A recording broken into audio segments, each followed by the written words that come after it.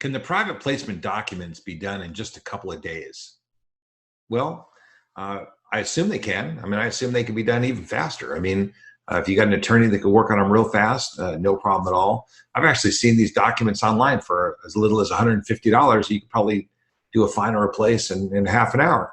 I would never, ever use such documents. I would never recommend such documents to other people. Number one, regardless of how much it costs, you must have an attorney supervise this process. When you take money from other people, the government gets very, very serious. They're very concerned that something's going to go wrong, either that you're going to steal the money or you're going to squander the money. And worst of all, that the person who gave you the money is going to be left somehow broke or penniless and have to go on welfare.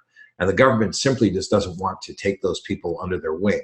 So the government gets very squeamish when you start taking money from their citizens. And you have to be very careful that you don't break the law, which is why an attorney needs to supervise that process, of course, which I am not an attorney. So very important that you have it supervised. Now, that being said, there are all different kinds of ways that attorneys can do them. So attorneys can give you a very simple canned package of documents, and they just basically fill in the blanks. Or you can have something that's medium customized to highly customized and extremely complex, like for deals that might go public or deals that are being raised through broker-dealers. That would be extremely complex.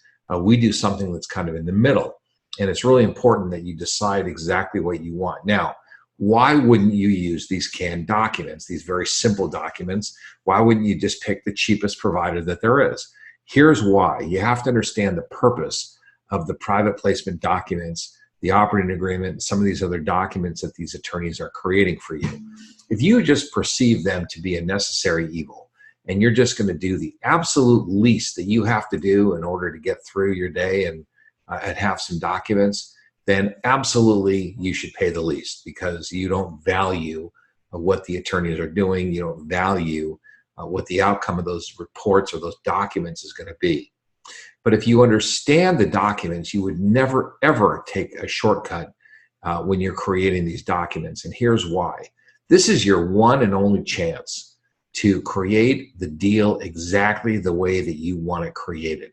It's very unusual in life that you get to create something exactly the way that you want to. This business allows you to do it exactly the way that you want. So you want to put something out there that is exactly going to match the requirements that you have. Now, if you don't know what those requirements are, you need to learn what they are, because there are lots of requirements that you might have that are unique to you, that are different from other people.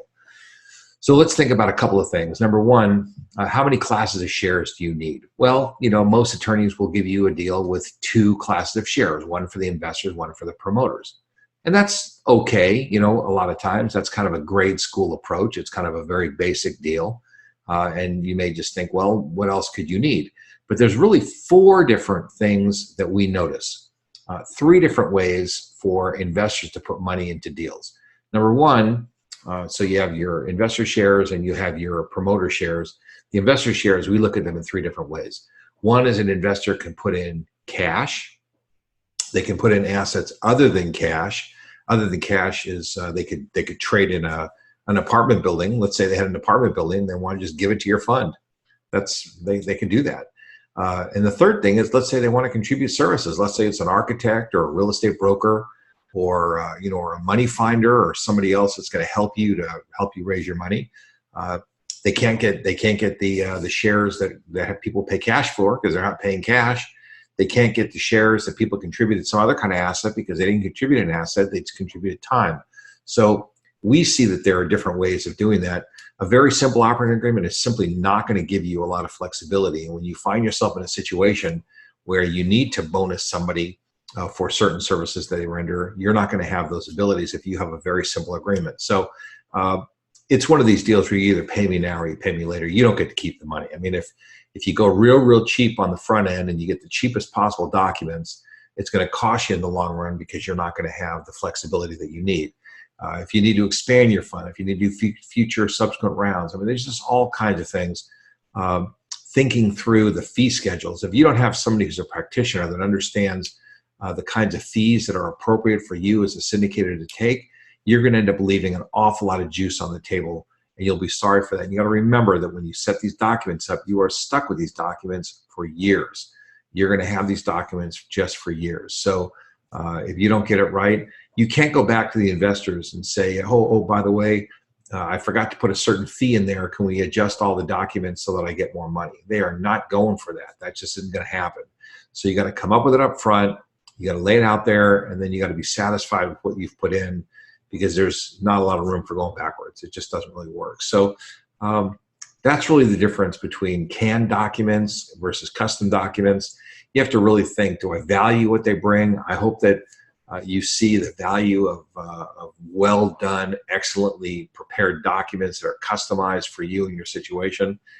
If you don't, that's certainly okay.